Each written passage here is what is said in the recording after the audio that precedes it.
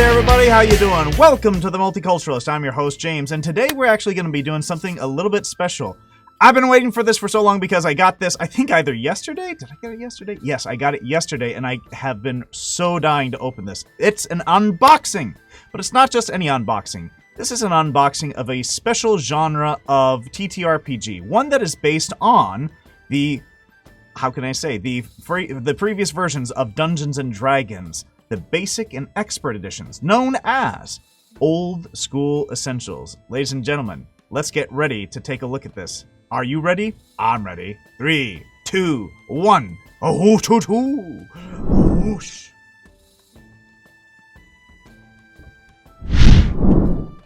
Bup-bup-bup.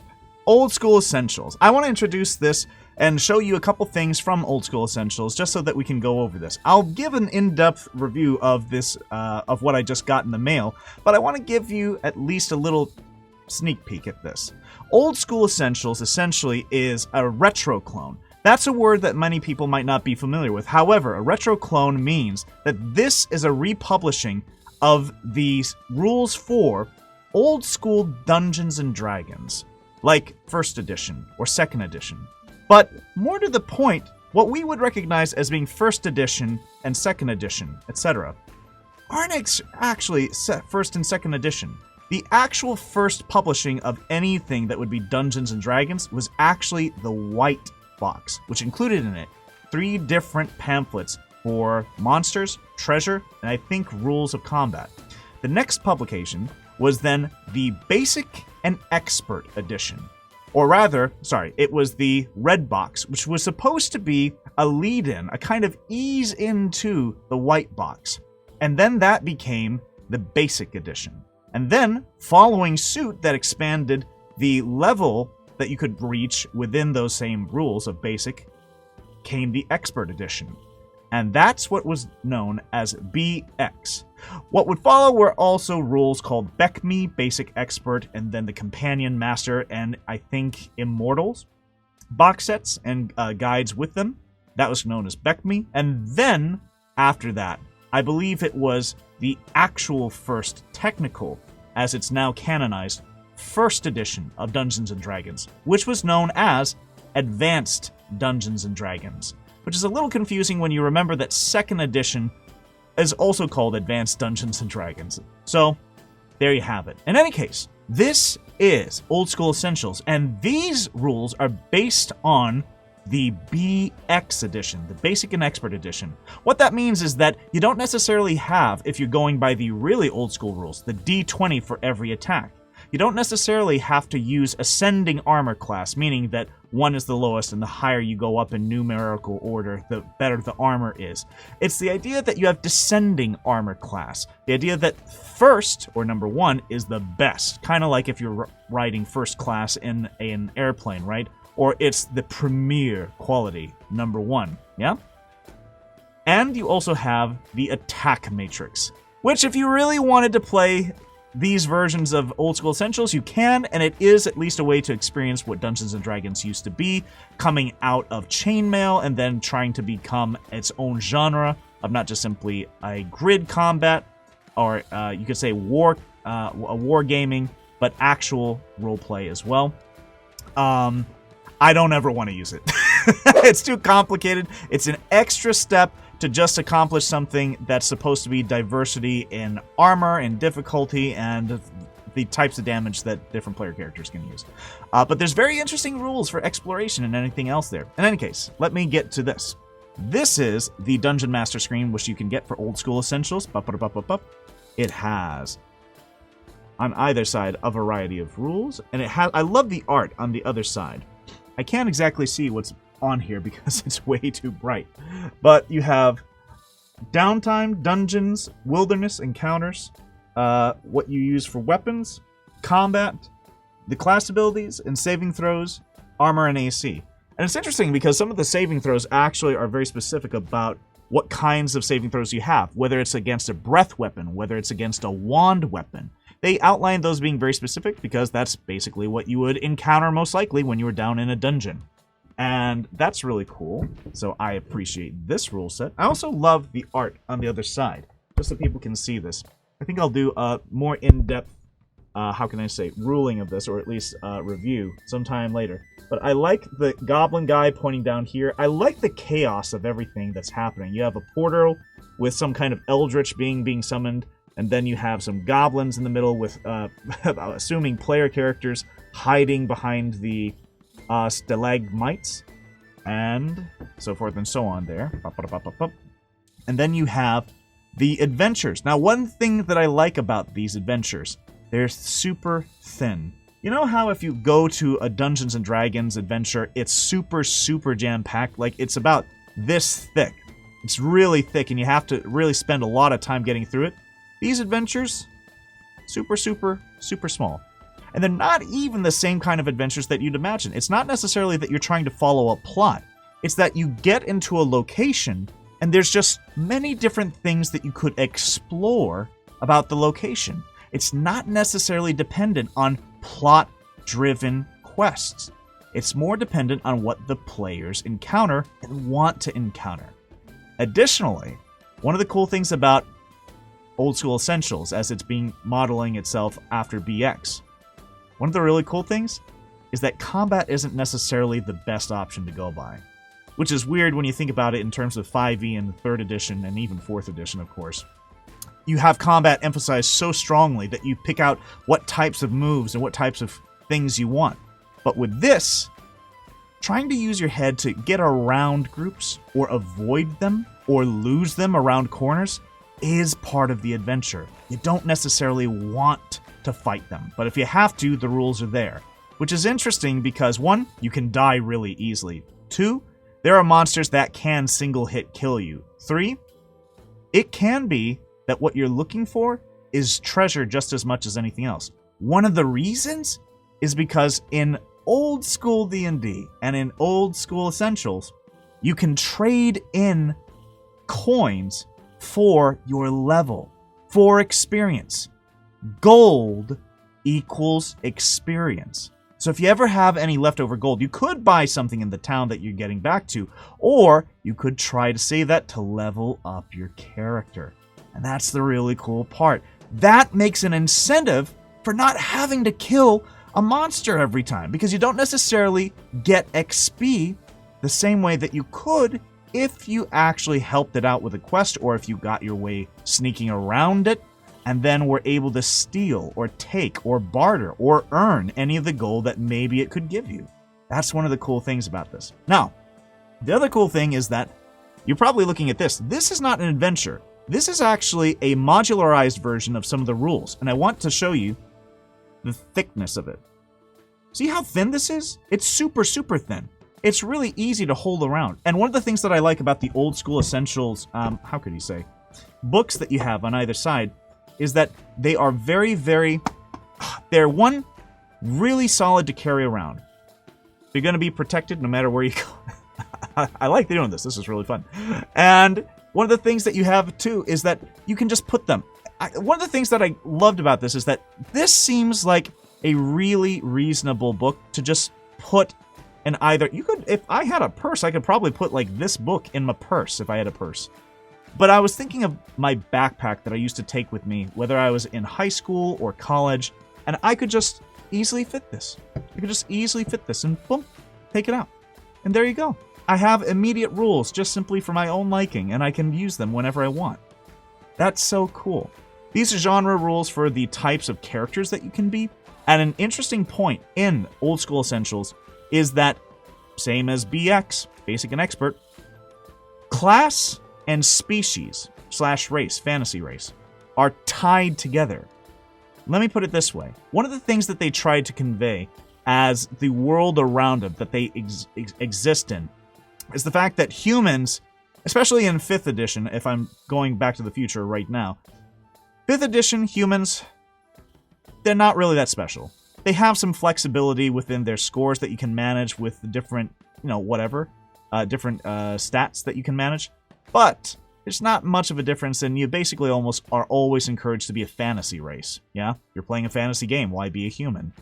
And that's kind of a bummer, because then you wonder, okay, well, why ever be a human? But that was something that was thought of way, way back in the day. Humans are supposed to be much more flexible and much more expansive and are virtually anywhere across the fantasy world of Dungeons and Dragons, or wherever you're at. But the other races, the other species, elves, dwarves, etc., are not going to be as plentiful. You might find them in some major metropolitan areas, but they're going to be much more specifically in other areas. They're not as sprawled out. And that's going to be one of the other things, is that it was essentially a little bit harder. Sometimes you would even have to roll to decide if you would get the opportunity to be a different fantasy race besides humans. The reason for that is because humans, although they're not the strongest of fantasy races, they're very plentiful and they can apply themselves in different ways. Humans, if you're a human, you could be something like a thief. You could be a fighter. You could be a magic user. But for the other fantasy races, like dwarves and elves, their cultures are so specific that they're incredibly strong, especially elves.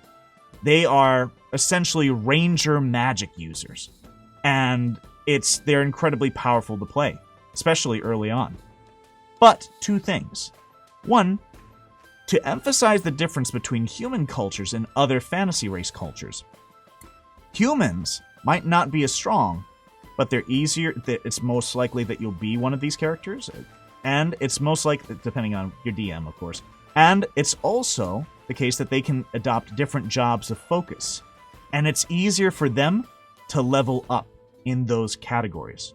However, if you're an elf or a dwarf, one, it's harder to level up, and two, it's actually, you don't have a choice of a specific profession like a fighter or magic user. You have whatever your cult. Boom. Okay, guys. So, sorry. Apparently there was a pause in the recording, but this is going to be a little bit long. I'm going to get to the unboxing eventually, I promise. But one of the cool things is that you could then, the whole point is that you would you would have a lot of things that you could do early on as being a level 1 dwarf or a level 1 elf that a human just couldn't have. But the difference between the flexibility and the abundance of humans was actually put into the rules by one being able to have what we would now consider more professions or classes, being a fighter, a magic user, etc. But those classes, those options early on, at least in basic and expert, they weren't there. You couldn't really do that. You couldn't really be a dwarf magic user. You couldn't be a dwarf or an elf fighter. You had those abilities baked into the class, and the whole idea is that it's a different culture. These cultures just simply live how they live. They don't necessarily need to have different sections of their society focus on one thing in particularly well, because once they do that one thing well, then they'll be able to contribute something. More so the idea to the overall community, more so that they just simply adapt to their environment. Or at least that's the sense of it, and that's really cool to see baked into the rules here. Now, to talk about these. This is the rules tome. This is basically what any DM or GM would use if they wanted to run an old school Essentials game. And again, this is for old school Essentials in this regard is the BX retro clone version.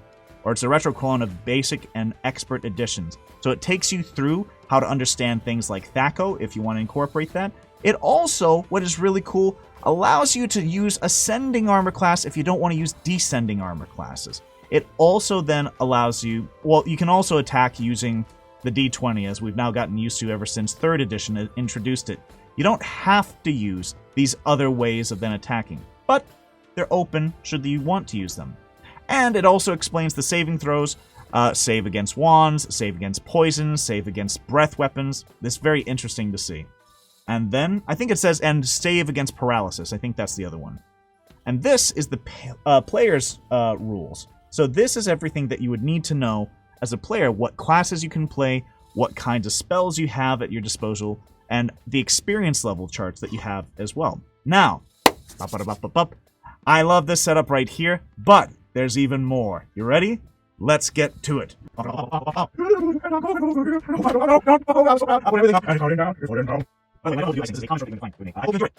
So, let's look at this.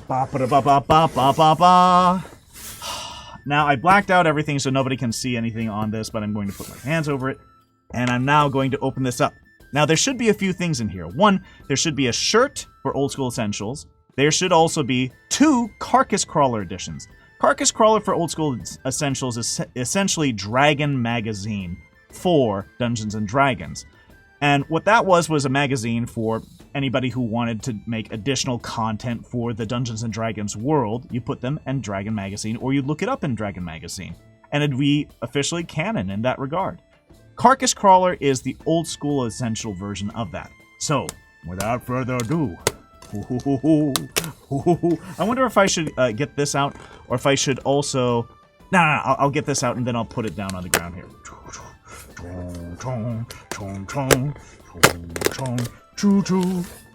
And then, and there should be two, and it's 2 box sets.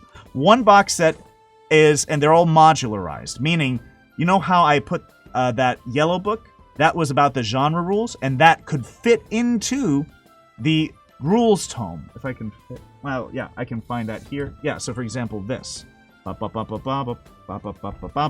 Here's the rules tome for Old School Essentials. Now, the cool thing about it is that the genre rules, fit into it. Or if you wanted to look into it, it's like a section. This is a section of the Old School rules, or of the rules tome. And you can just take this out, not have to deal with these, and then pass this around to your players to look at what is in here for the genre rules. And you could then mix and match this with whatever kind of genre you want to create using these skill sets, or these rule sets. And I think that's a really fantastic way forward. Honestly, I hope that this is a trend that people pick up and then get to use forward on. And like I said, one of the things I love about these books, that I love, they're not huge. They're not this tall and this wide. Boom. They're the size of my hand. I can open them up. I don't feel intimidated by them. It's not super obstructive, too. You open it up, you don't feel like you're looking at a textbook. You feel like you're looking at just a short read. And it feels doable, too. It doesn't feel nearly impossible, like you're taking on a monumental task of understanding complexities for things that don't necessarily need to be so complex. And the interesting thing is that the BX rules were actually an attempt. Oh, here we go. Were actually an attempt to make the D&D rules much more understandable and much easier. Okay. Bump, bump, bump, bump, bump, bump, bump. We're gonna see if it's my size. I'm trying to lose weight, but we'll see. Ooh, looky, looky. Oh, it's a black and white shirt. Look at this. Ooh. If I put this in front so you guys can see a little bit more. Nice. Nice. So this is obviously a magic user, probably like the idea of an old school wizard who's then either enchanting something or doing something like that. Now this is a black and white version of it. I'm so curious if this is a glow-in-the-dark one. I don't think it is, but it's so cool. And because I've gotten this, I now have to officially put this on. It's a shirt.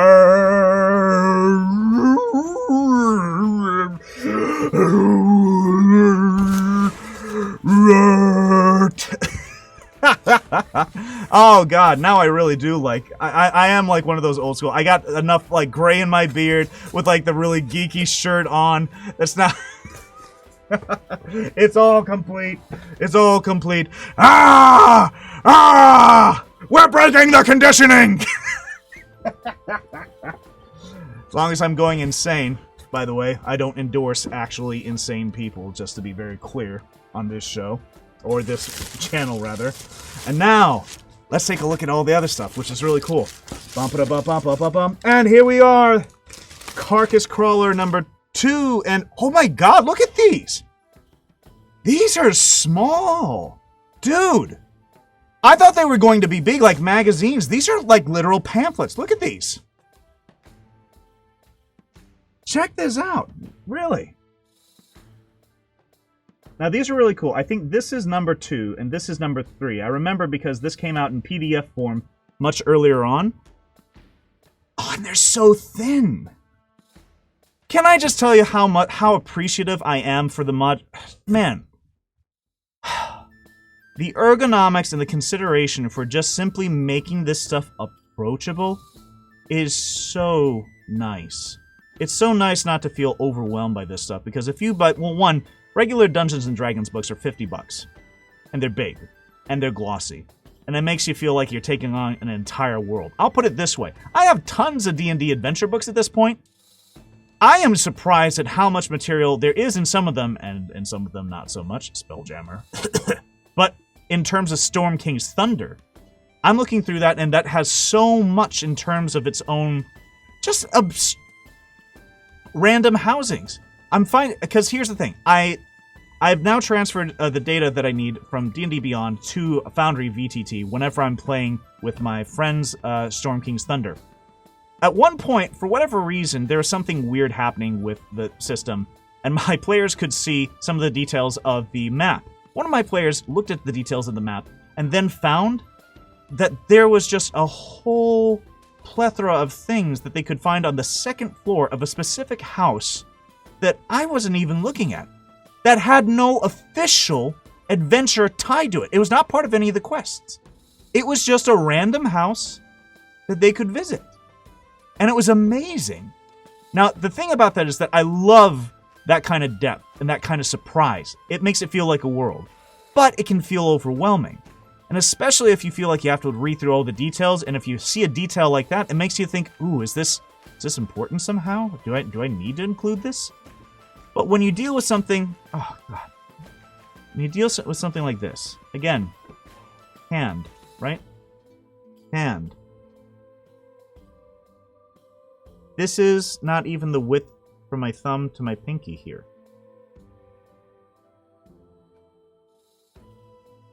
This is a really easy read. Just look at this.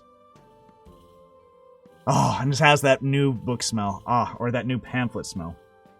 That's one of the cool things. I'll go through the insides of this, but man, it's so cool to see this.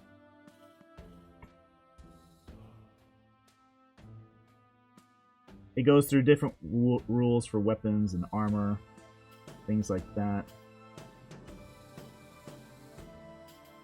New classes and races.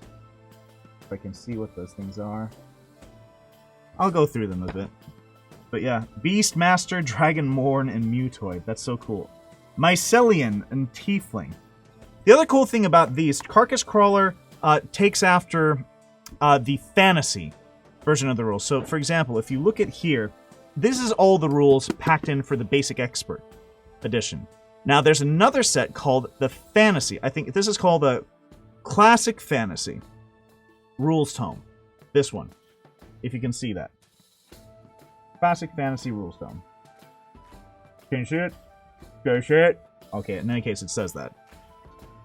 But the other one is Advanced Fantasy Rules Tome. And what that is hinting towards, I believe, is the Advanced D&D rules. And in the Advanced D&D rules, the whole concept of class and race being combined is done away with.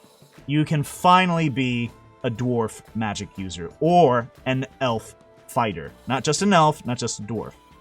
And what's cool about this is that these rules play on that. And I think, I might be wrong about this, but I think they might actually differentiate between which kind they want. Let's see.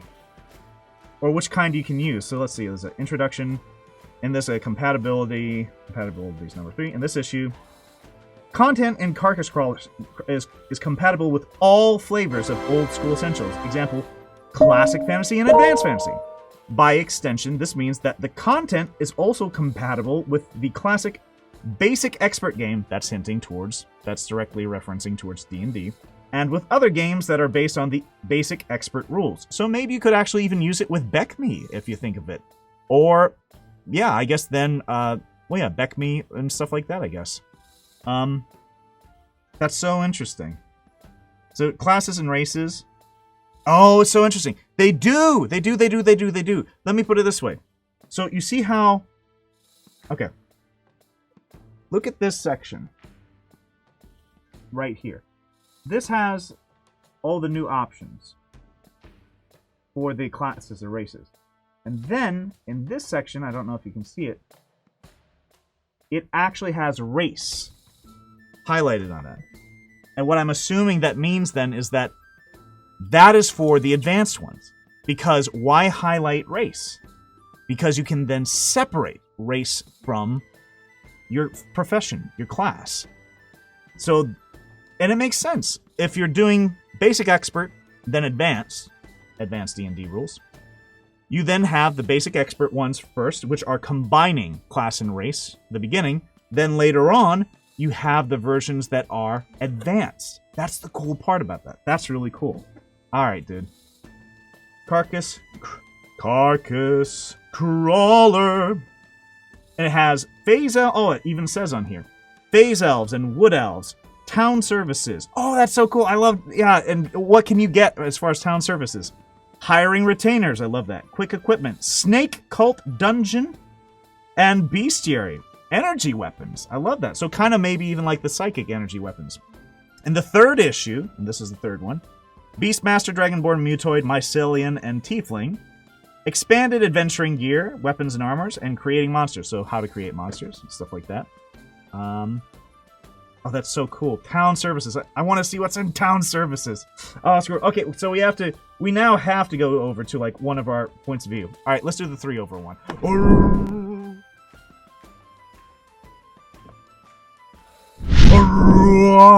All right, let's look at this, dude. Okay. I'll try and hold this up here because I don't want to like strain the camera too much, but say la vie. We'll do what we do. All right, I want to get to the town services because that's so cool. Phase elf. I'm so curious what phase elf means in this case. You guys can see it? Yep, phase elf and wood elf. All right. Separation class, separate race and class optional. Oh, and I love it. And they do that. I love that they do that here. So see, race, and then these are the ideas of combined race and class, which means that they're considering whatever version you want. Town services, number 12.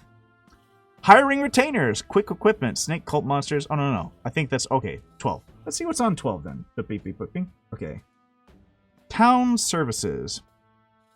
Bing, bum, bing, bum. Inns and taverns. Oh, that's so cool. Town services. Inns and taverns. Establishments where travel. Can I get this? Can you guys see that? I hope you guys can see that. Well, we'll see. Establishment where travelers can get a hearty meal and a bed for the night. Frequency. Almost all settlements have at least one tavern or inn. Large towns and cities usually have multiple establishments catering to different clientele. Cool. And then you have different inns and taverns. They have different things. Ale, the cost of ale, 1 pint of ale, 5 silver pieces. Mead, a pint, 1 gold piece. Wine, a pint, 1 gold piece. Inn and tavern food. Cheese. Oh, I love that they include it because this is so keeping with like medieval food too. Cheese, fruit, porridge or gruel, roast fowl, roast joint, soup, like a joint. Oh, that's so that's huge. Look at how much that one is. A roast joint is 25 silver pieces. You have soup and stew. Soup is really cheap. That's 1 silver piece. Stew is 5 silver pieces, meaning that you're probably going to get some like gruel in it or some kind of what do you call it? I'm trying to think of what to say. You're going to get some kind of what? Oh, like meat in it or like food. Cheese, 1 silver piece. Fruit, 1 silver piece. Porridge or gruel, 1 silver piece. Roast fowl, 1 gold piece. Oh, I didn't even see that. Okay. Inn lodgings. Common room floor, shared room, 2 to 4 beds. Private room is 1 gold piece. Private suite, 5 gold pieces. Ooh la la. Ooh la la la la. That's so cool. It's so cool they add this kind of level of detail here. I really appreciate that. Okay. Bath in a private room is 5 silver pieces. Personal services, like a barber or laundry, that's 1 gold piece. I love that. Private dining room, that's 1 gold piece per person. And then you have a stabling and fodder? What? I don't know what stabling and fodder means. Okay. 4 silver piece per night. Okay. I gotta look that up and see what stabling and fodder means then. Like if you got like stables you want to get your guys into. I guess that's what that means. Then you have services, jewelers, specialists in buying, selling, and appraising gems and jewelry. Frequency. Large towns and cities often support multiple jewelers. Small towns close to trade route or mining in region may 50% chance have a jeweler. So you get then roll for it for creation. That's so cool. I love it whenever they have world building things for like the dungeon master to take part in. It makes them more invested in what they do and then creating the place then. Services. Buying gems and jewelry. Jewelers will purchase items from PCs at 80% of their full value. That's so important. Oh my god, guys. Look at this again. One more time. Buying gems and jewelry. Jewelers will purchase items from PCs at 80%.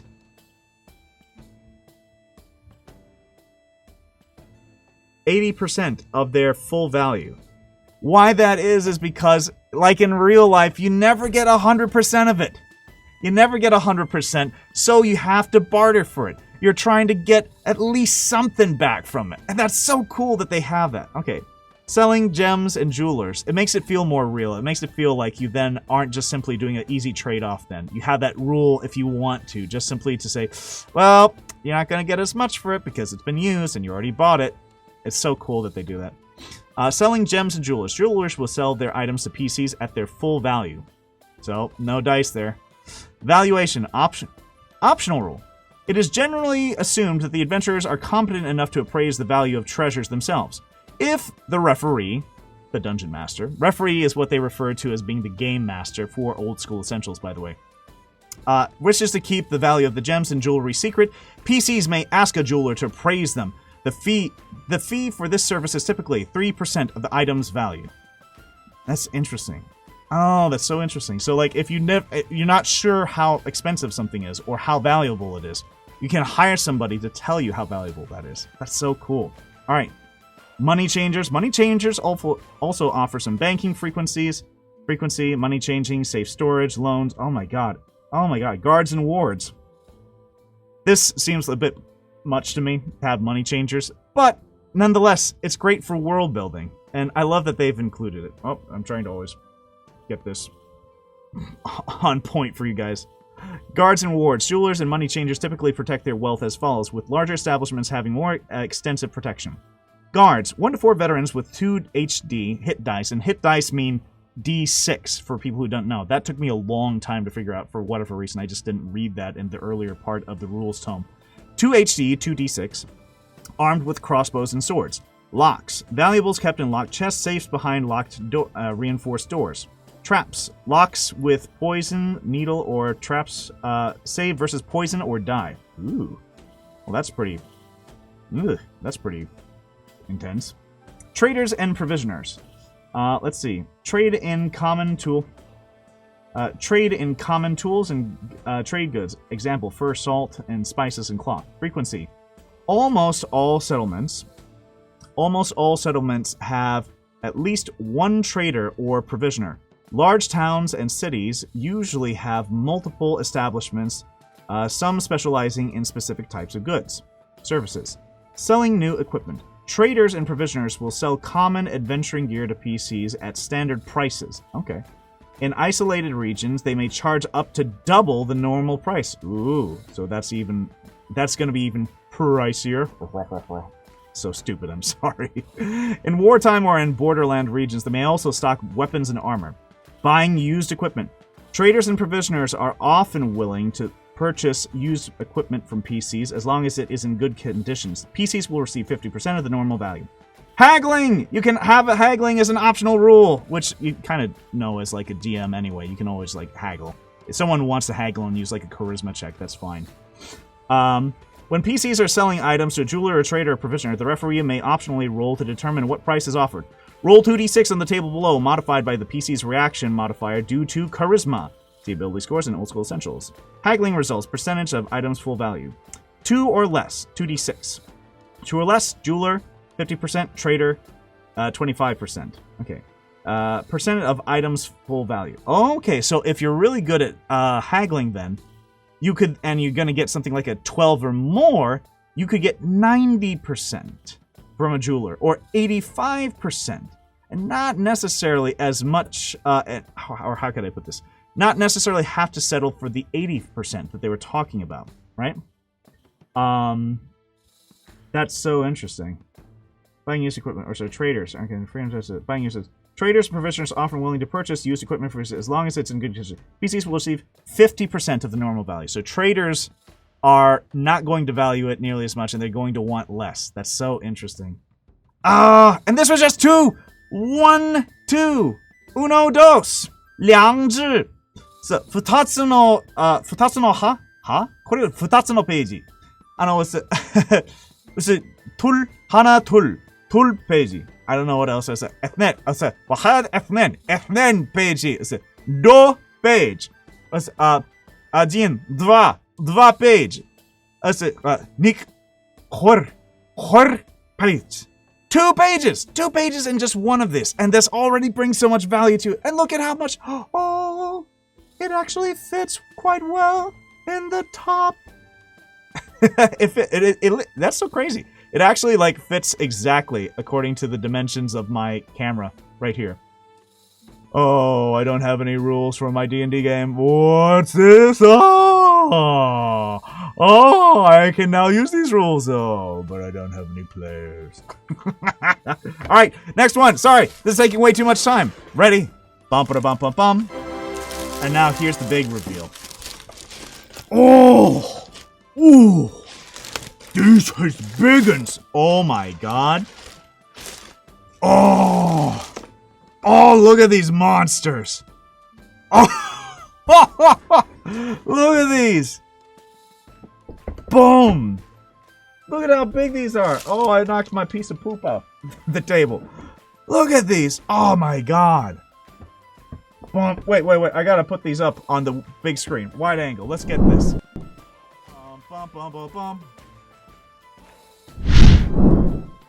Bomb! Look at these. Jeez. These things are huge. Oh my god. Well, the thickness is huge. Oh, one of the cool things that I almost forgot about this, too, is that these sets... Let's see. Can you see that? Oh, gotta get them. Gotta get the... Oh, nope, you're gonna see the reflection on the light here. 2 things... I don't know if you can tell this. Okay. Okay, you can kind of see that a little bit better. The foil is gold. They have golden foiling, right?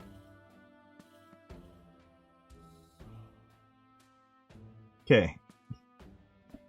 I'm trying to get both of these things just to be lit up. There it is. This is the thumbnail. Ah! Oh, this is so cool. Ah! Ooh! Thumbnail. In any case, one of the cool things that you're going to see about this too is the, if I can go back to the 3 point of view now.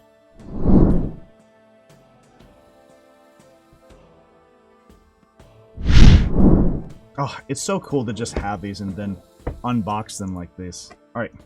One of the cool things that you're going to see, I want to show you here, is after you take these off.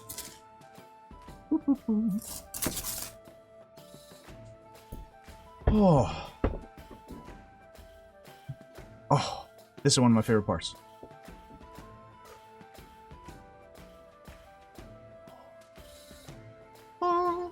And all the designs, all the art is different. So there are 2 different, this is the second printing of the box sets. The first printing of the box sets had different art for each of these areas. Oh, has that new box smell. And you can use the box for whatever rolling of D, anything you want here. But the nice thing is this, I don't know if you can see this. I'll try and put this up here. You can see how there's a little bit of space right up here. Like my finger can go a little bit deep into here, right? That means that you could put another book there. Like if I wanted to add, let's say this, to this basic set, and this is the basic expert set. If I wanted to add this genre rule book that I had previously, right? I could whoop, just put it in there. And look. It fits well. It takes up exactly that amount of space, if you can see it. See? I can't put my finger down now. So for one of those rules, you could then put that exactly in there, which is one of the really cool parts about that. Now, let's just go through this. Oh, I love how... And it's so cool. They're making the genre much more diverse. They're adding you can see black characters into the mix of here. See? Here's a black cleric, I think. And they have different kinds. Oh, and I think this is a female fighter, if you can see. Yeah? Check it out.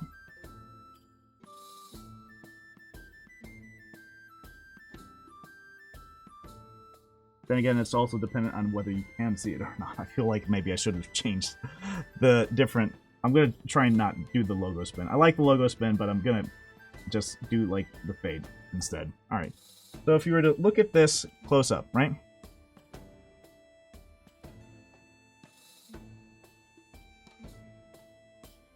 I don't know if you can still... I still don't know if you can properly see it. Yeah, she's a female fighter down here. And this is some kind of ranger, I'm assuming. Then let's see here. Going over to the 3 over. Alright. We have this guy. Hey! This look familiar? It's the guy on my shirt. So this is for the section of magic and spells that you have. This one. See? Same hootenanny. So, when you get that, and I love how compact and how nice it is to hold these things. You then have adventures. So what kinds of adventures you could have, and basically detailing the adventures. So, dungeon, wilderness, hazards, challenges, all this stuff. I think all this is the same art. I'm not completely sure, though. Yeah, I think it is the same art in general. There might be some new pieces of art, but I think it's generally the same as you see in... by the way, this is the basic expert set. It's everything that you would find... Whoa, whoa, whoa, whoa, whoa. Everything that you would find in this book, the normal rules tome. You'd find these in here, but these are now divided up. So it takes up a lot more space when you put them with each section as an individual hardback section. It takes up a lot more space than the width of this, which makes sense. But what's cool is that you can then put them in and take them out. And here are the monsters. Oh, I love this. I love this because it has this like really sentimental touch here. And again, you see diversity that they're going for in Old School Essentials here. You see that this is a elf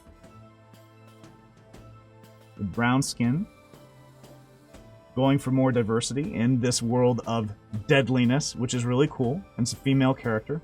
And there are female characters in Old School D&D and too, but a lot of them, I think, probably came from a perspective into which you would have more, how could I say, more of a male focus, into which someone would say, okay, I want someone who's a really hot female, or someone who would be a really badass barbarian.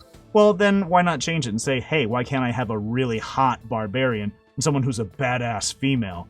But not necessarily, and have it be the reverse. One who's very masculine in their while being feminine, and not necessarily have features like their chest or butt emphasized, versus somebody who would then be a barbarian who just looks really sexy. And you wouldn't see like the cloth, how could I say, the normal fur cloth. You'd see like a cloth bikini on the barbarian. And you just say, Oh, and the word barbarian apparently has some controversy with it too, so I'm going to try and start saying the word berserker instead. I'll get to that controversy eventually in another video, but it was interesting. Yeah, berserker. So berserker, why not? Treasures. Ooh. I love this art. I love this art. It's so cool. It's so very simple. And it gets down to what you need. And I love that immediately, as soon as you open these books, you have charts on either side. What is this? Magic item type. This is just simply to... So, basic edition, expert edition. I don't know if you can see that. Let's see. B, X. It says B and X on there. See? And then the percentage die, what you roll. Let's say that you roll 50. For the basic... Is it... or wait. Is that right? Yeah, for basic, it's a scroll or a map.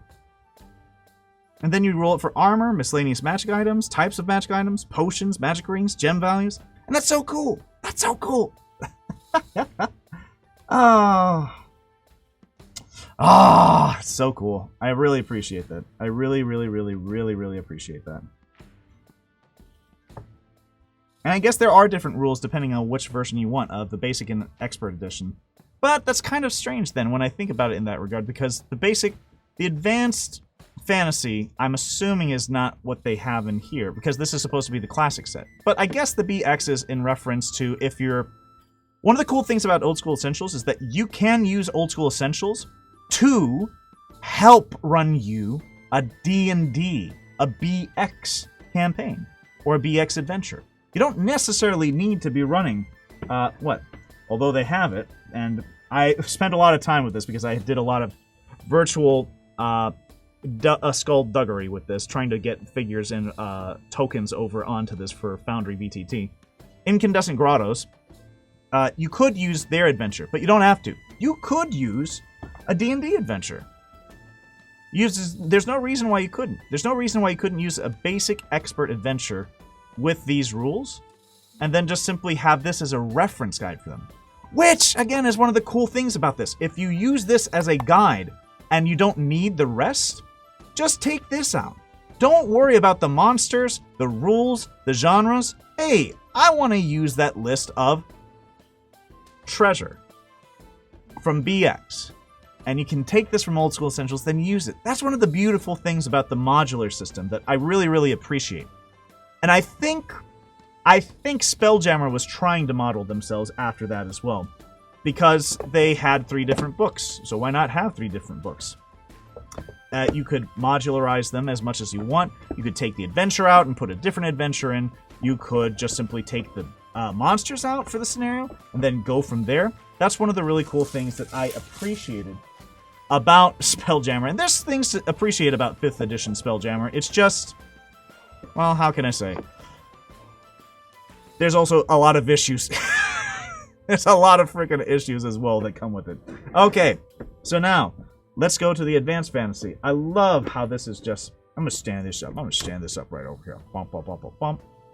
Oh, my big fantasy box. All right, now we're going to go through, and I'll change it up to my close angle or my wide angle. I'll do the wide angle. Bump, bump, bump, bump, bump. Oh, onto the fantasy one. Yes. Here's the fantasy, which is supposed to be Advanced Expansion Set.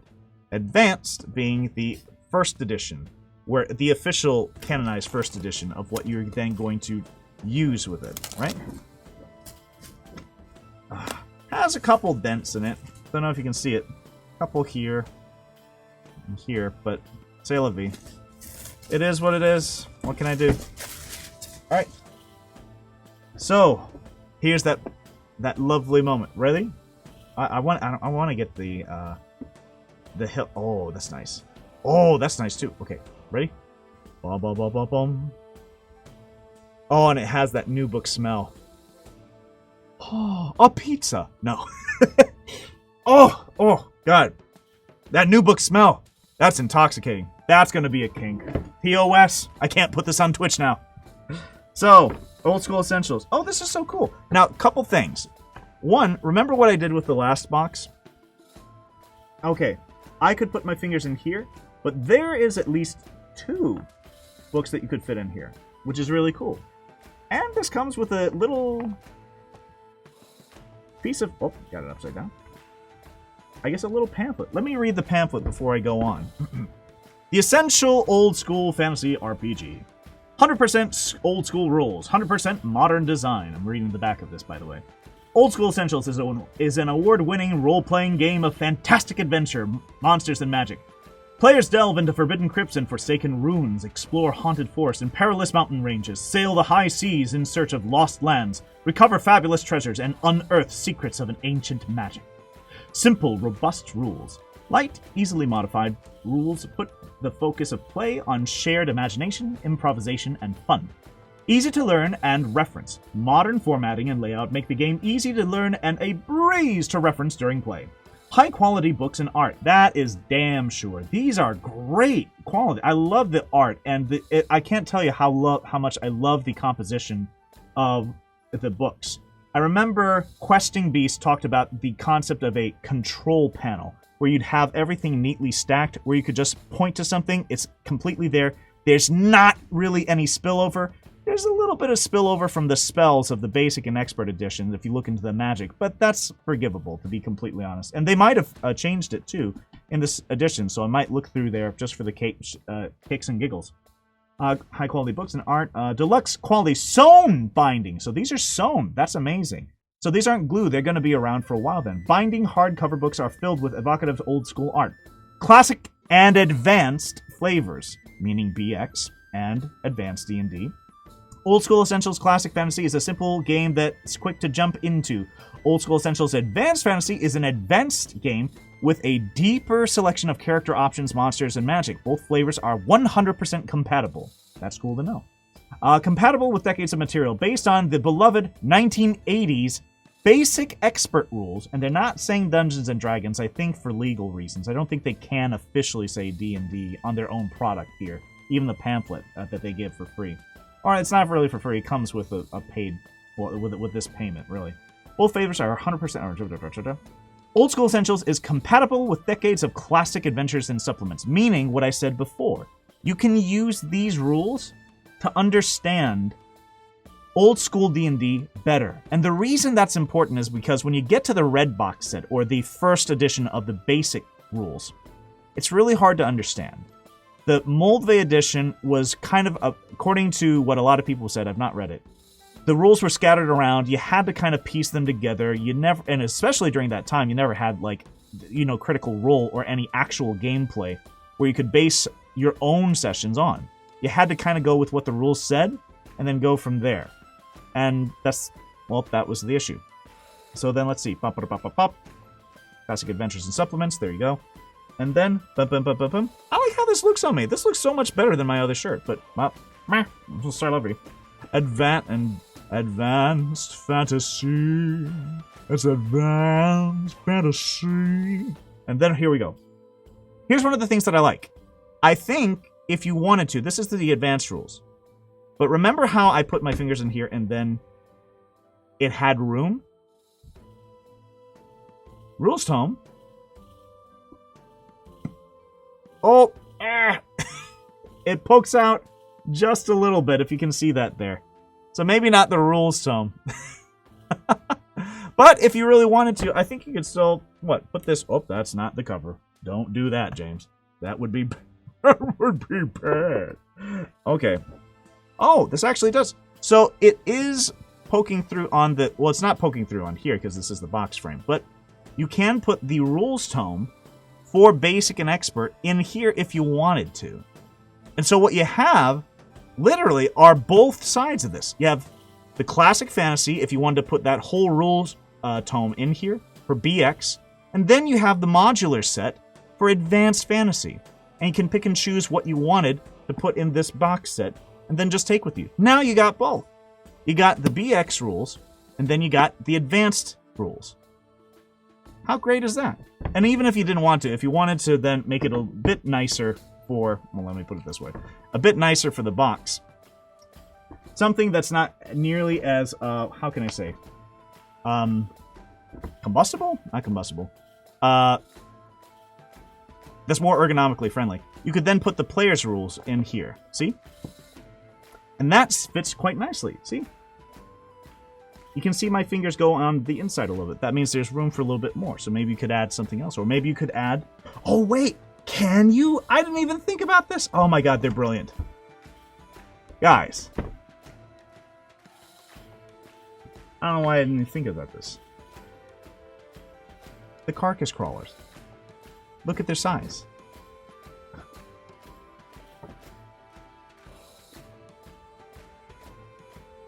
The Carcass Crawlers can fit in the box set.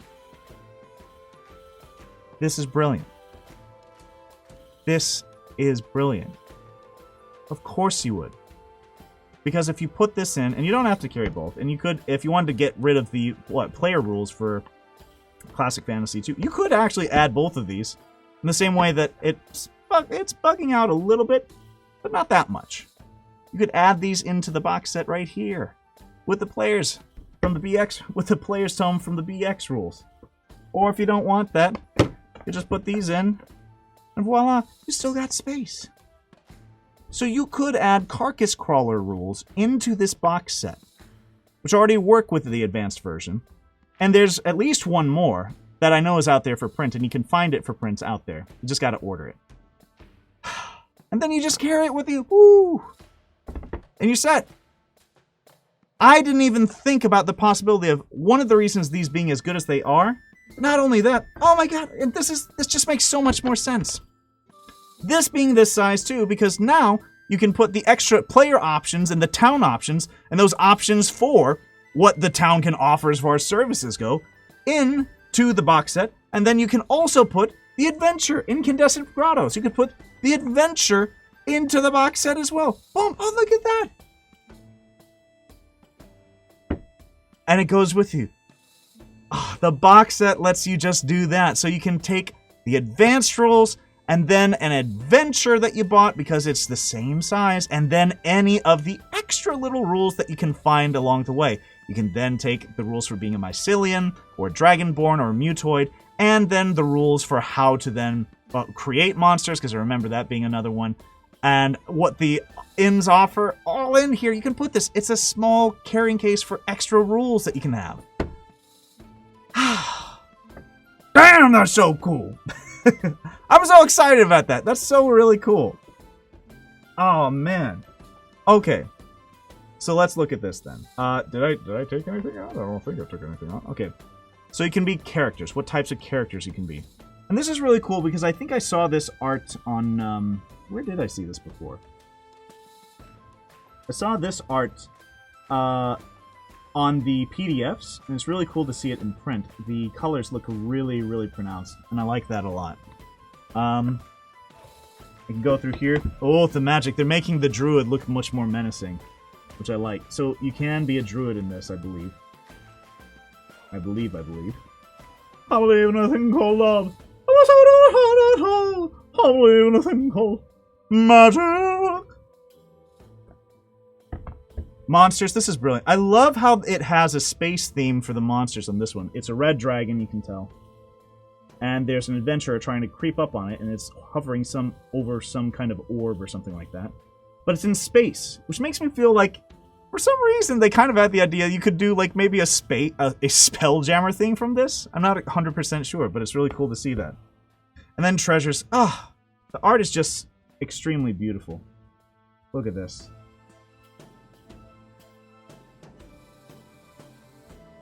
Absolutely beautiful. Let me see anything in terms of references. Alright, let's go over the 3-point view. There's Knight and Ranger saving throws. So there's an Illusionist, half-orc saving throws. That's interesting. So Paladin is now here. Zvirfneblin, which is basically the Duergar, the underground gnomes, if I remember correct. The Duergar? I think that's what they are. Zvirfneblin, or it may be gnomes who are then underground. Druid and a Duergar. Okay, yeah, because Duergar's over here. Zvirfneblin, I think, are gnomes that are then the underground ones. Characters that you can be. Character classes, character races, and this separates them. That's cool. Expand the game with 15 new types of characters. Man, I really wish there was a way to then just not make this as pokey. Well, I'm not exactly sure what I want to say. I want to make the... I want to make this not as... I don't know what to say. Not as hard for people to read. I guess if I just hold it up like this, that's fine. Okay. Introduction, character classes, character races. Provides optional rules for creating characters by choosing a race and class separately. So that's what you get with the advanced one. Greatly increasing the range of character types possible. Poison introduces rules for purchasing and using poison, essential for assassin characters, which is really cool. Alright, so you got playtesters, everything is optional. So I love that. All the new classes and rules in this book are strictly optional. You don't have to go by them if you don't want to. Each group must decide which to allow in their games. Pros and cons. The options in this book provide an extra level of character customization, but at the expense of a more complex and lengthier process of character creation. Groups should weigh up this trade-off when deciding which options to allow. So, you can make a character really fast in Basic Expert. You just can. But what you can do with this is you can customize it, but it's going to take up more time. which might start to add up if you have a lot of character deaths. I'll put it that way. Okay. And here you have advanced character options, new classes, underworld races, which is basically the Underdark. Separate racing class, multi-classing. So multi-classing is an option. New classes, class niche protection. In the 1970s advanced game, there is a tendency for classes' abilities to overlap significantly, leading to classes that have, for example, all of the abilities of a standard fighter or thief plus extra abilities of their own. Such classes are very powerful and tend to outshine the classes whose abilities they share. The new classes in this book are designed with their own unique abilities and avoid encroaching on the niches of the standard classes described in Old School Essentials Classic Fantasy. So, I guess that's talking about the idea that if you had the advanced Dungeons & Dragons rules, not talking about Old School Essentials, but advanced D&D, you had that issue of overlapping with other basic character classes and then becoming just more powerful, so why wouldn't you choose that as opposed to the standard class? And they optimized it here, which is really cool. So it's not 100% faithful to the advanced rules then, but they're correcting for some issues that you might have in gameplay, which again is one of those things that I really like when given the option here. Character classes, Acrobat. Oh, I love that they have Acrobat as a class. That's so cool. Assassin, Barbarian, or Berserker, Bard, Drow, Druid. And so you can see that they're already going with the idea of classes being races as well with here in this first version. I think in the latter half of this, they then talk about these things just separate as races. Species. Gnome, half-elf, half-orc, illusionist. I'm glad they're in. A knight and a paladin, and those two being two separate things. A ranger, Zvirfneblin, and then character races. Here you go. Optional rules. So just think of that in general. Character races and classes became separate in Advanced D&D. Advanced D&D came later than BX. It came after BX. So whenever you're looking through Old School Essentials, just remember, if you're looking for the BX rules of the combo, that's first. If you're looking for the Advanced Dungeons & Dragons separated class and species, race, that's after. So always look for the rules after, later in Old School Essentials, in order to get that race differentials with the differences between races and classes options. The Duergar, I love I love the dwarf here, just downing as much beer as he can. Elf, oh, I love this crown and the look of the elf here. He looks really menacing in case you can't see it. Just beautiful art. Absolutely beautiful.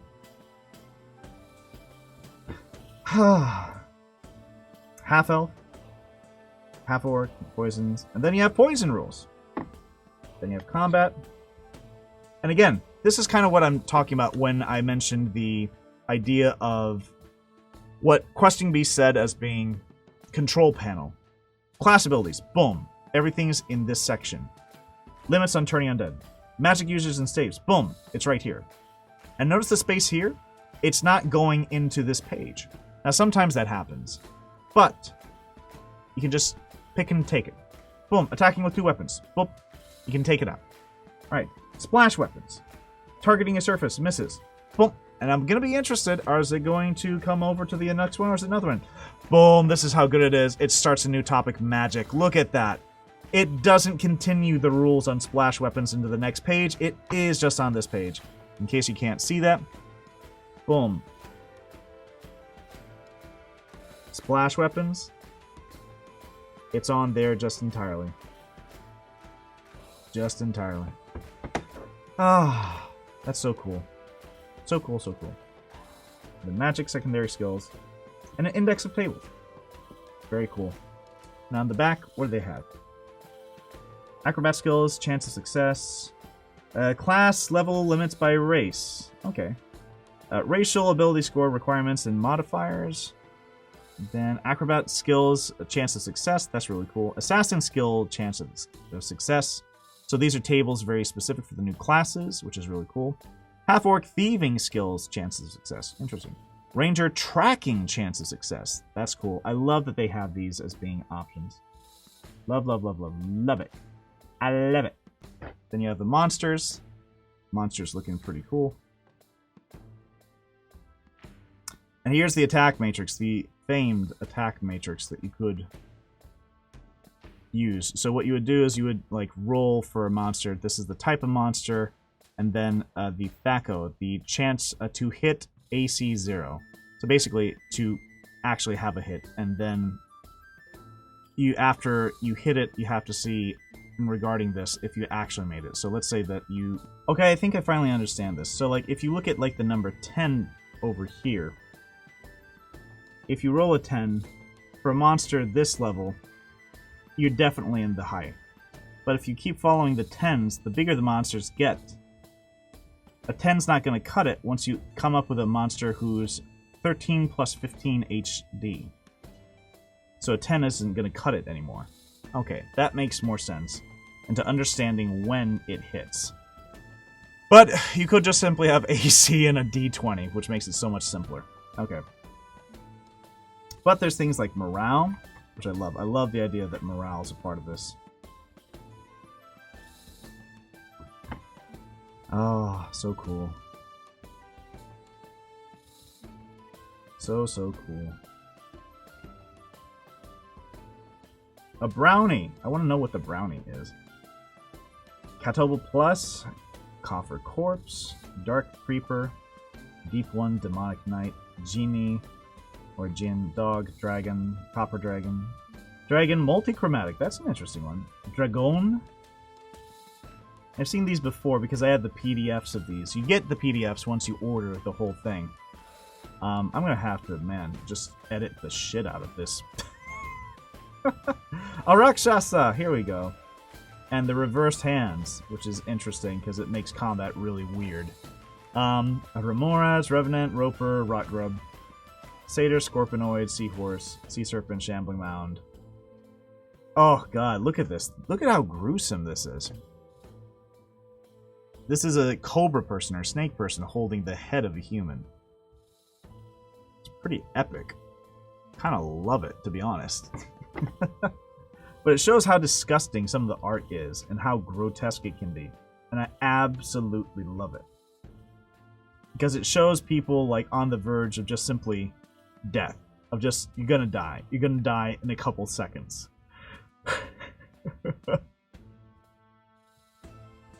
Encounter tables. Dungeon encounter. Oh, I love this. This is cool. Dungeon encounter by levels. So, these are random tables that you can roll for just simply seeing who is going to end up where. Okay?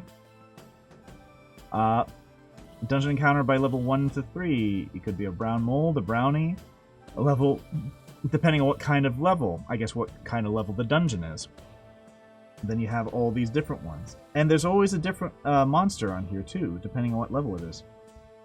That's so interesting. And you have different kinds of, let's see, 1d3, 3d6. Oh! You have how many of these are going to show up. So you could roll a 2 and encounter a brownie, but you could encounter at least 3 different types of brownie. Or 3 different brownie creatures, just to be very clear with this one.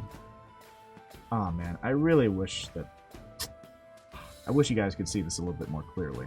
But, c'est la vie, it is what it is. Then you have a deep one, wilderness, an open game license. I'm hoping the open gaming license stays open with this new 1D&D, but I've heard rumors, or at least seen them floating around Twitter, so we'll see. We'll see. One of the nice things... Oh, this is nice. It's a... I don't know if you can see it. It's a list of all the types of monsters by HD. So if you wanted a high-level monster, like a 20 HD monster, and a free tea of Phoenix and Titan, and it shows you right here. Or you could get a Tarask for 36 HD. Jeez. Which is interesting. Okay. Magic, then treasures, and then we're done.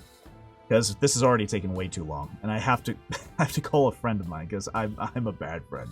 I'm a bad friend. Okay, first level druid spells. Second level druid spells. So these are a lot of different druid spells, and I think illusionist, druid and illusionist spells. Because I think that's actually what these things were called. Druid and illusionist spells that you could, yeah, just check out here. Okay, would I like to keep going? Yes, I would like to keep going with this. Okay, in any case, it goes through druid spells and illusionist spells. That's basically it, which is interesting. Animal friendship, detect danger, entangle fairy fire, invisibility to animals, locate plant or animal, predict weather, speak with animals, bark skin, create water, cure light wounds, heat metal, obscuring mist, produce flame, slow poison, warp wood. Okay, and it just goes to 5th level. That's interesting. So I guess the whole idea of spell levels and character levels being different still stays the same in this. 3rd level, call lightning, growth of nature, hold animal, protection from poison, tree shape, water breathing. 4th level, 5th level, commune with nature, control within wall of thorns. Illusionist spells can go up all the way to 6th level, which is interesting. What can illusionists do? Acid fog. That sounds pretty fucking cool. Dream quest. That's a neat one. Impersonation, okay. Mass suggestion, mislead. Permanent illusion. That's interesting. That sounds really cool. True seeing and then vision. So you can see all invisible stuff, right? And anything else that you would probably want to know. Okay, illusionist spells, then it goes through them. What a beautiful picture. Look at that. That's beautiful. I love how much they care about the products and this stuff. And look! It's a porcine orc. It has a pig-like nose. A pig-like nose. For anybody who doesn't remember, orcs have changed into being more like kind of, how can I say, grunts. Big green grunts. But orcs, back in the old school days of D&D, were more porcine. They were more pig-like. One of the things that you could actually see about orcs in other media, like Willow, is that I think the orcs were pig-like. Or it was that everyone turned into pigs at the end of it. I can't remember. I think maybe everyone turned into a pig. That's what I'm thinking of.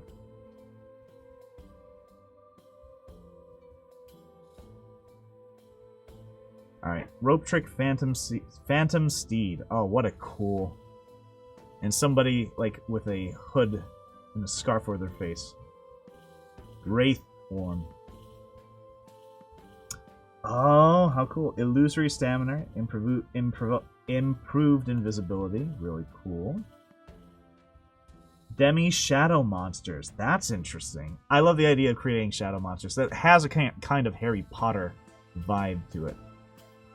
Shadowcast. Oh! For people who don't know, time flow and visitation. That's so interesting. Visitation. This visitation. This spell sends an apparition to deliver a message to a named subject. The apparition takes the form of a ghostly figure or of sinister or beguiling aspect as the caster wishes. That's interesting. The message delivered may be up to 5 minutes long. That's huge. That's a huge message. Sympathetic item. Interesting. The caster requires an item of close personal connection to the subject. Example, a ring, commonly worn garment, locked brand, etc. Saving throw. If the subject is unwilling, they may save versus spells to prevent this visitation. Interesting. So, it could be used as like a really extravagant form of send a message, or it could be... That's so cool. It's such a ghostly thing to do. I wonder who gets to perform it. I feel like the caster then has to perform what the visitor says then to the person. But in any case, time flow. This powerful spell warps the flow of time and the location where it is cast. Time acceleration. Oh, that's interesting. For those within the area of effect, each turn that passes has the subjective effect of a whole hour. Within the affected area, the spell's durations pass more quickly, and characters must eat and sleep at an accelerated rate. That's very interesting. Rest. If enough perceptual time is spent in the affected area, hit points may be recovered due to rest, and spells may be re-memorized subject to normal rules. That's interesting. So this is like the heightened... Oh, that's so interesting. So time flow is basically accomplishing what 5th Ed and other later editions now do when you just... Well, especially 5th Ed. You take a long rest, you get everything back. Hit points, spells, everything. But you didn't get that necessarily with Old School Edition. You had, like, I think it was 1 hit point, and maybe if a bard was present, they could actually add some more hit points to it if you had a rest. It depends on that. But this then speeds all that up and says, you get everything back. You just get everything back. Interaction. Any interaction between characters within the enchanted area and those outside of it occur at normal rate. That's it. Well, that makes sense, and that would be really weird to then try and do. Characters inside the area of time distortion do not gain or lose actions in combat, for instance. Interesting. Okay. So they don't... Yeah, there's no actions gained or lost. That's good, and that's simple for the referee, in this case, the dungeon master, to really keep track of it, because otherwise it's going to be hectic.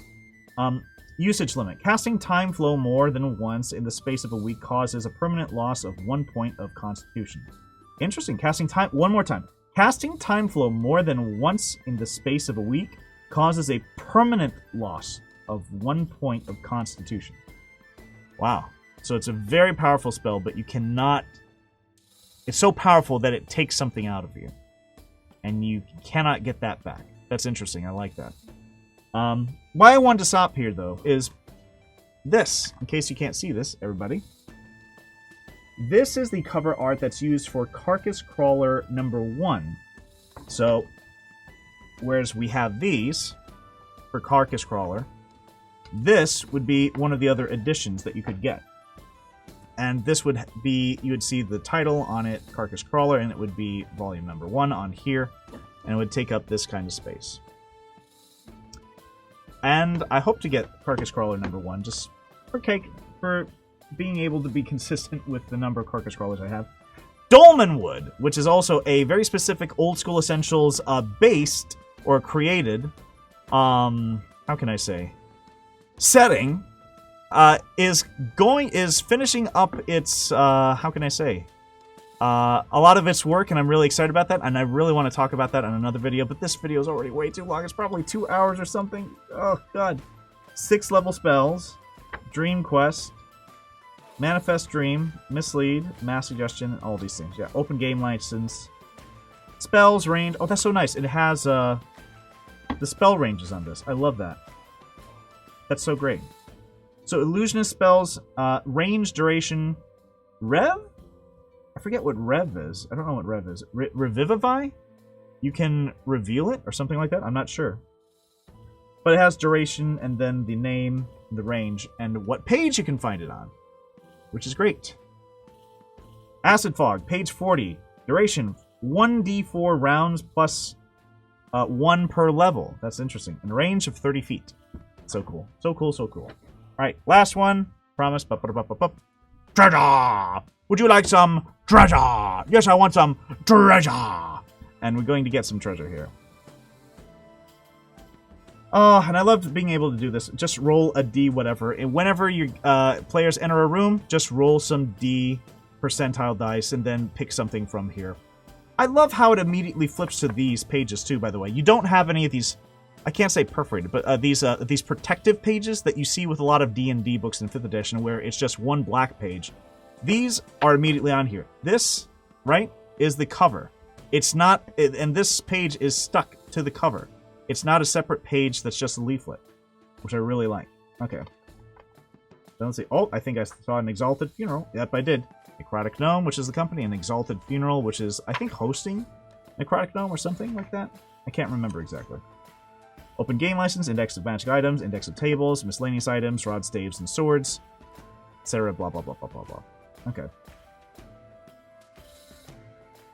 Common words. Alchemist Beaker. I love how they just... Alchemist Beaker. Just look at this. That's the very first thing here. An Alchemist Beaker. A glass beaker containing a liquid with 1d4 plus 1 different layers. Each layer has the effects of a magic potion. That's so cool. Potion types. The referee randomly selects 1d4 plus 1 potion types. Duplicates and detrimental potions are possible. Pouring. Potions are always poured out in the order of the layers. That's interesting. Mixing potions is dangerous. See potions under magic items in Old School Essentials, Classic Family. Replenishing. So maybe that's what it means. Replenishing. No, it said rev. It said rev, and for the magic one, so I don't know. Once all layers have been poured out, the liquid replenishes after a number of days equal to the number of potions in the beaker. That's so cool. So if there's like 5 potions in there, it completely replenishes after 5 days, and you get all the different potions again. But you have to take them, or at least pour them out, I think, bit by bit. You can't mix and match. You can't mix them and then put them up on top, which is really interesting. It's kind of like one of those... it reminds me of those sand jars where you used to put colored sand into like a glass bottle and you just have one layer on top of another, but that none of them interact. Kind of the same way that if you had fats and oils with other things, other liquids like water and stuff like that. They just sit on top of each other. They actually don't interact, which is interesting. Expiration. Every month, the beaker stops being able to produce the lowest layer of the liquid, eventually losing its magical power altogether. That's so interesting. So it's a limited time. You only have a limited time, and you can't hold on to it forever, which kind of makes you value it a lot more when you think of it. Amulet of protection against possession. Very interesting. And so, yeah, these are all the different kinds of things that are there. Candle of Invocation, Chime of Opening, Cloak of Defense, Cloak of Flight, Cloak of Poison, Cube of Force, Decanter of Endless Water. That's interesting. Deck of Many Things! It's a deck of many things. Fantastic. You always have to have a deck. Stop being such a deck and get your deck out. Let me see that deck. Yeah, show me. Okay, I'm gonna stop right now. Eyes of Charming, Eyes of Petrification, Eyes of the Eagle. So, eyes, that's so crazy. A pair of crystal lenses that fit over the eyes. Okay, so these are like things that kind of like glasses, basically. And maybe they're different for each one. Fingering of Wondrous Power.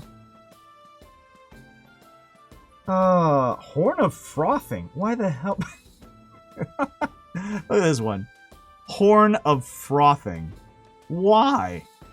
A normal-looking musical instrument which is cursed to hamper the owner if blown in perilous circumstances. Why? Under normal circumstances, blowing the horn has no special effect. Okay. In perilous circumstances, example, in the presence of hostile monsters, blowing the horn causes a mass of bubbles to froth out and cover the character's head. This causes... Why is this? This is such a shit item. This causes blindness for 2d10 rounds. So you're there. You got your horn. It says, attention! I need to call everyone. Oh! Damn it! Damn it! Oh, fuck! Damn it! Roll 2d10. What's it say? 20. 20 seconds? Rounds. Rounds, not turns. Rounds. Oh God. Why? This is such a shit weapon. You know what makes it why people would then do this is if you put this horn in some kind of hole and made it very, very appear as though it's worthwhile, and you put it on a stand or something. And maybe you say it's a gift from the god Loki or some trickster god, right? And you then have it, and then you say, and the only way to hold is to hold it up. And this fucking what a shitty thing to happen. But what is the taste of the froth? That's a very interesting point. Horn of the Cave-Ins. Horn of Cave-Ins! Oh God. I knew that it was hard to survive in old school D&D. I didn't know there was shit items as well that will just mess you over too. Oh, this is great. I love this. Oh, and here we go. Yeah, so you have different horns, right? Horn of Tritons, a large conch that has power over marine animals in the seas. Okay, Horn of Cave-Ins.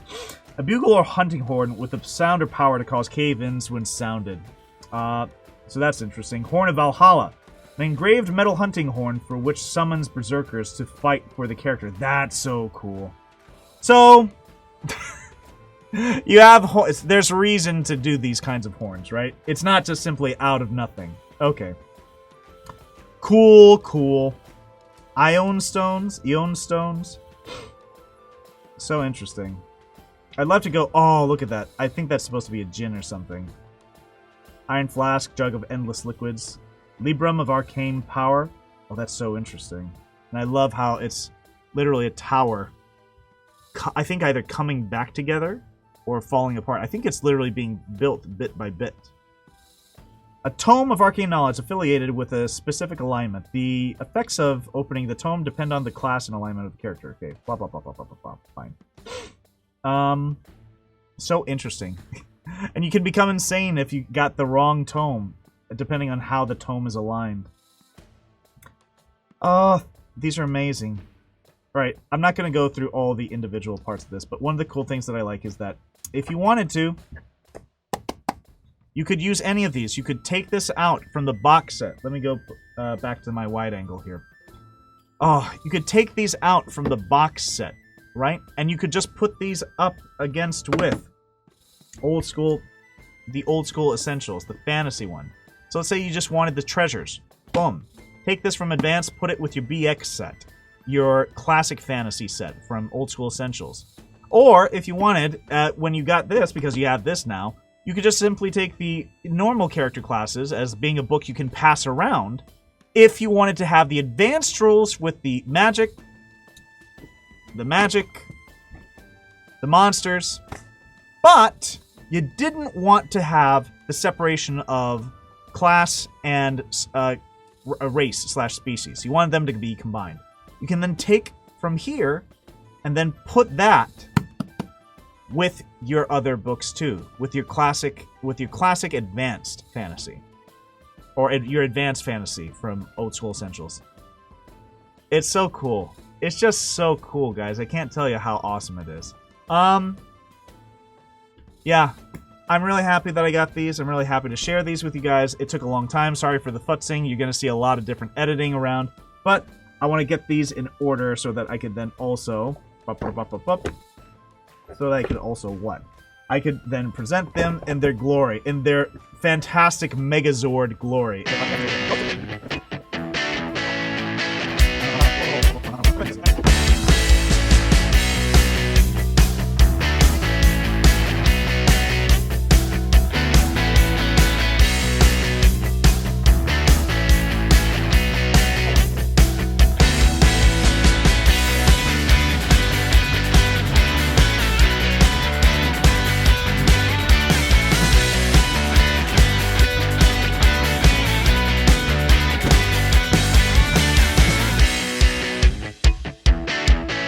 Alright everybody, that's been my Old School Essentials unboxing and look at the insides of what's here with the Carcass Crawler editions and my collection of old school things that I have right down here. And these boxes are actually pretty heavy. So, I'm going to try and cut as much as I can out of this. This is already way too long, and I'm sorry for it being as long as it is.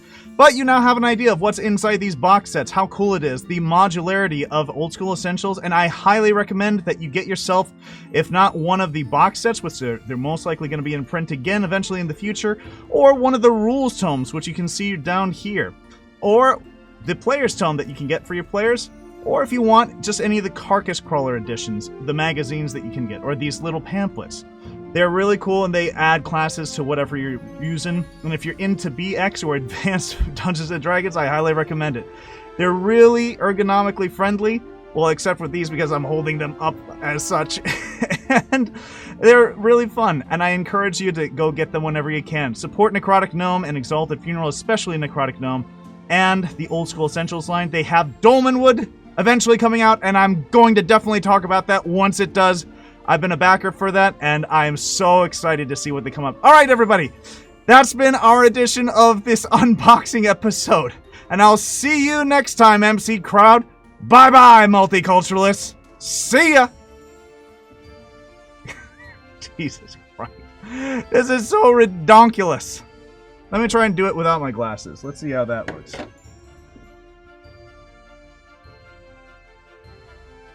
Okay.